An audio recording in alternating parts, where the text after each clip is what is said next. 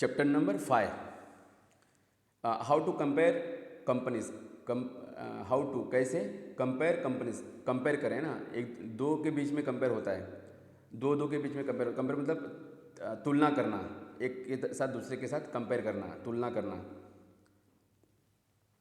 How to compare companies, company को कैसे compare करें, तुलना करें कंपनी का। यू कैन कंपेयर, आप कंपेयर कर सकते हैं एक दूसरे के साथ, चेक कर सकते हैं, एक दूसरे के साथ मिला के देख सकते हैं कौन सही कौन गलत, कौन अच्छा कौन कम अच्छा।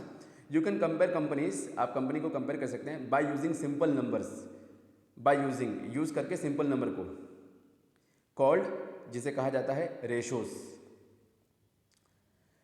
रेशोस। प्रॉफिट मार्जिन, प्रॉफिट का मार्जिन क्या होता है, क्या दिखाता है profit margin.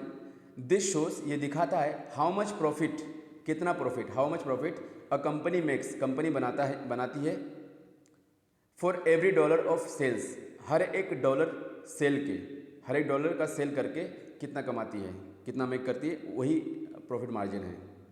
Makes for every dollar, हर एक डॉलर पे, for every dollar, her dollar पे सेल का, सेल्स का, of sales,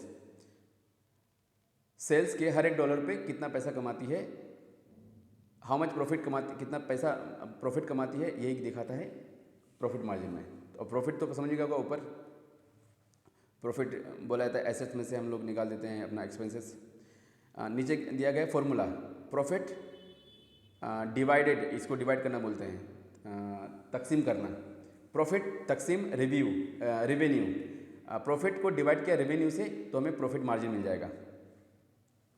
example, if a company earns, अगर कंपनी कमाती है $100,000, एक हज़ार dollar, makes a profit of $200, तो प्रॉफिट करती है, मेक्स बनाती है अ प्रॉफिट, प्रॉफिट फ़ायदा ऑफ $200 का। नीचे दिया गया है प्रॉफिट मार्जिन इक्वल टू, हिसाब किताब करने के लिए, इक्वल टू $200 तकसीम $1000, तो परसेंटेज जो निकलता है वो निकलता है परसेंटेज 20% का।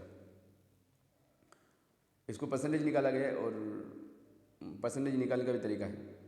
तो यहाँ पे सिर्फ बताया गया कि देखिए इसको 20% उसको मार्जिन मिला।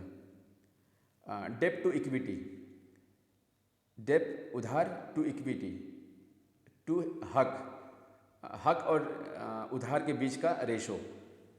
दिस शोज, ये दिखाता है हाउ मच डेट, कितना डेट अ कंपनी हैज़, कितना डेट कंपनी के पास है, डेट उधार, लोन, कर्जा, हैज़ कंपेयर टू, किसके कंपेयर में, इट्स वैल्यू, उसके खुद के हक, जिसका हकदार है उसके वैल्यू में, उसके हक के साथ अगर मिलाया जाए, कंपेयर किया जाए, तवाज़ुन देखा जाए तो वो कितना है, वो कितना दिखाता है, वो हमें शो करता है कि वो कितना है।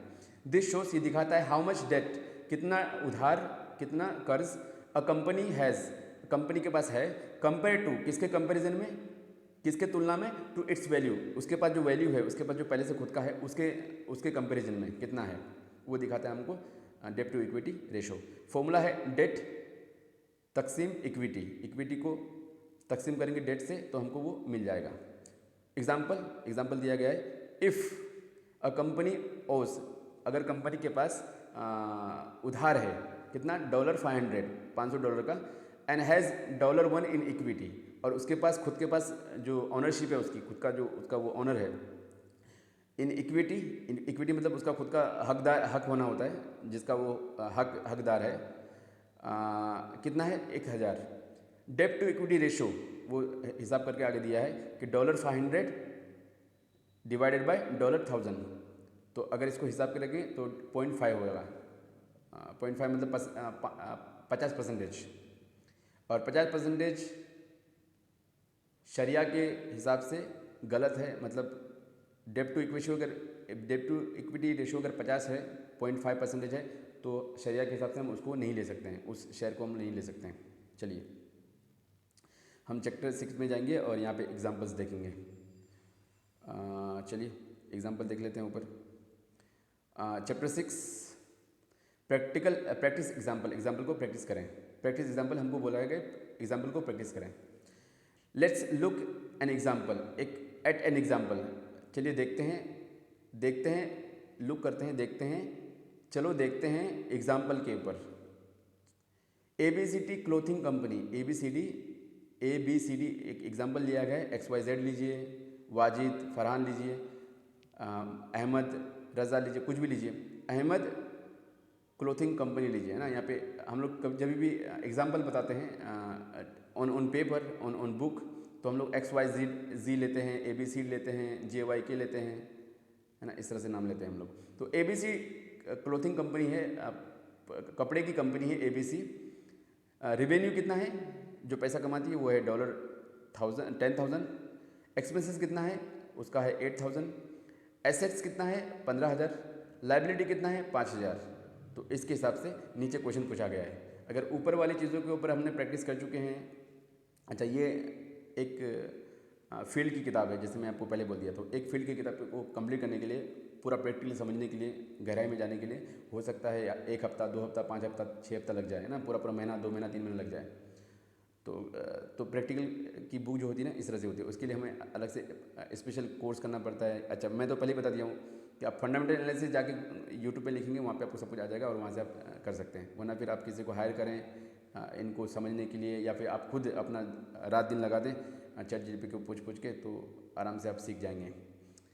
ओके, तो यहाँ पे पूछ लिया है, ऊपर सामान दे दिया गया है, मतलब जानकारी दे दिया गया है, फाइनेंशियल स्टेटमेंट दे दिया गया है, इसे फाइनेंशियल स्टेटमेंट कहा गया है। इसे फाइनेंशियल स्टेटमेंट हमको दे दिया गया है और नीचे सवाल पूछा गया है। चलिए जवाब देते हैं।